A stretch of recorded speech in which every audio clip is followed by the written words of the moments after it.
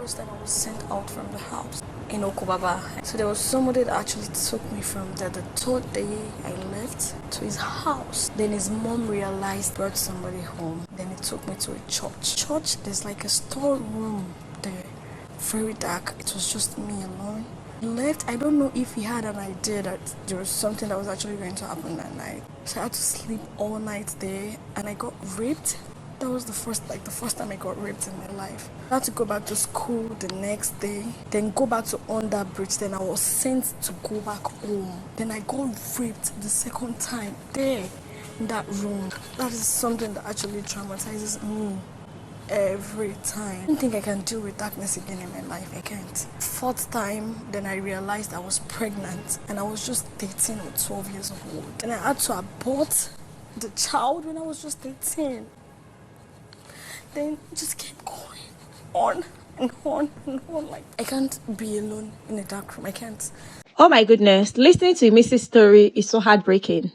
Like, beyond heartbreaking. What? Imisi always sleeps outside. That is at the garden. She does not sleep in the room. Even if she decides to sleep inside the house, it will not be in the room. Whew. And I've heard her said multiple times that she does not want to share that story because it's not something she will want to air on national TV. Listening to her share this story now, because of their Bbnaija presentation, is actually very heartbreaking. What? Imisi finally opened up on this very dark experience she had that has resulted her to not sleeping in a dark room.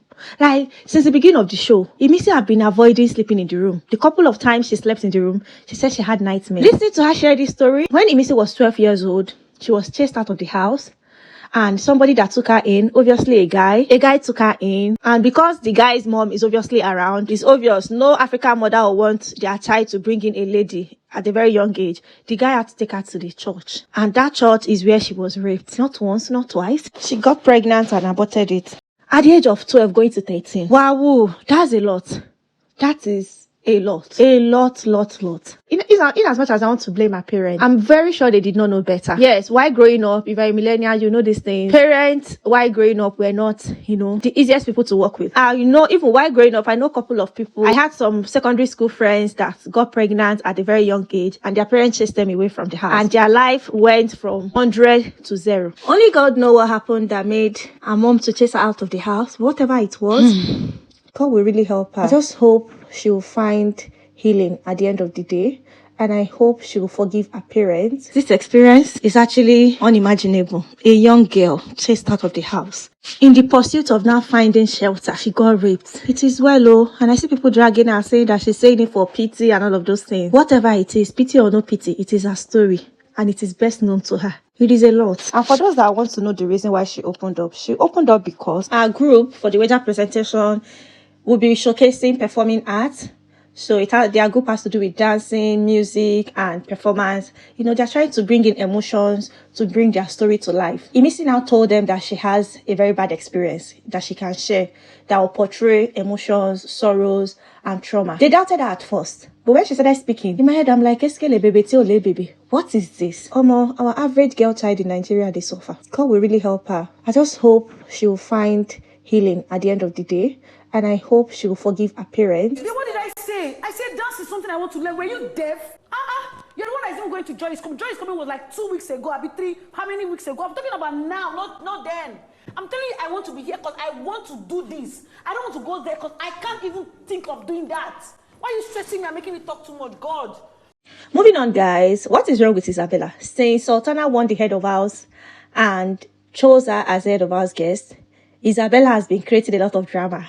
Like, wait till this song. Is it the week 9 energy? She has been throwing shade here and there. Even when Sultana came to read brief about the Bbnaija, she was telling people to keep quiet and they should listen to her head of house.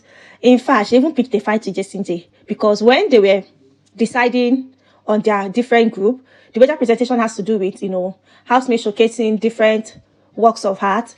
One group will have to present visual art, which will depict painting, fashion, and poetry, while the second group will depict different forms of performing art, which will depict music, dance, and spoken word. So, head of house asked the housemate to decide on the group they would like to join. All of them, started saying, oh, I can paint, I can do this, I can do that. Isabella said she would love to dance. All of a sudden, Jason just said, no, she cannot dance because they've had a presentation in the past where she could not dance, where she did not do well in the dance. And all of a sudden, Isabella went off on Jason J. She even went as far as saying, "Are you deaf?" In my head, I'm like, what did they stop? How did it go from 0 to 100? Jason J did not mean anything bad. It was just giving a suggestion. Like, Isabella is just acting like the drama this weekend.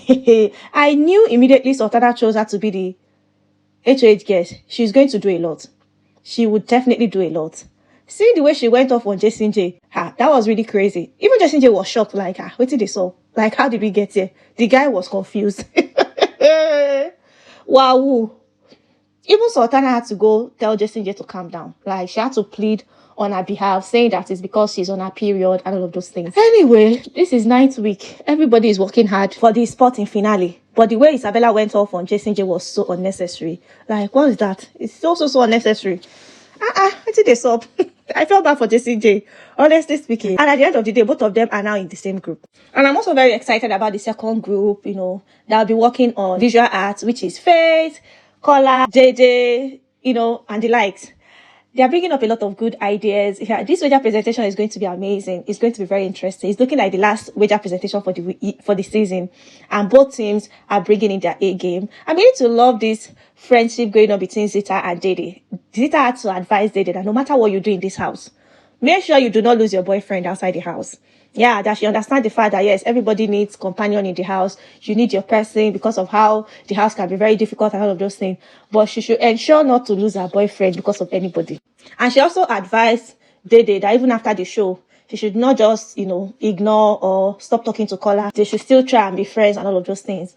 Honestly speaking, I did see Zita and Dede's friendship coming. Anyways, what am I even saying? I remember during Aquafina task, Zita gave Dede a bracelet saying that she would want to be Dede's friend outside the house. See both of them kiki kaka, like chit-chatting. Dede was so excited. At some point, they were even holding hands. Hey, I did not see that coming, you know. And on the flip side, I'm loving this friendship between Dede, Imisi, and Kola. It's looking like there is less pressure, knowing fully well that the show is about to end. This, oh, my man, I'm in a ship, is beginning to really die down. Like, Dede, Kola, and Imisi are now seeing each other as friends. You will not believe that Dede went and brought out Guinness and give it to Imisi, begging Imisi to please make beans for them. Dede was literally telling Imisi to please make beans for them. Even Kola told Imisi, don't worry, I'll go and get more drinks for you. Kola went and Kola proceeded to go get more drinks for Imisi because Imisi likes Guinness. And all of a sudden, Imisi say, oh, I love you. Thank you. And Dede did not feel some type of way about it. Show is beginning to end. All this pressure is reducing. And I love it so much. I'm happy that very soon, housemates will go into their full pampered mode. We all know how 10th week can be. There is always plenty enjoyment. Finalist dinner, finalist party, finalist Independence Day. Like, there's just a lot of activities. I love how, you know, housemates are more calm than usual. And I'm also very happy for Mensan and Sultana. These two persons are already in the finale. Mensan won the most influential housemate for the week, while Sultana won the head of house. Congratulations to them. So guys, let me know what you think about Imisi's story. If this story is actually true, then it means Imisi is a very strong girl. What? I cannot imagine how traumatized she is because, I can't even wrap my head around this whole thing. Knowing fully well that she cannot even sleep in a dark room because of the whole trauma. God, please bring healing to Imisi.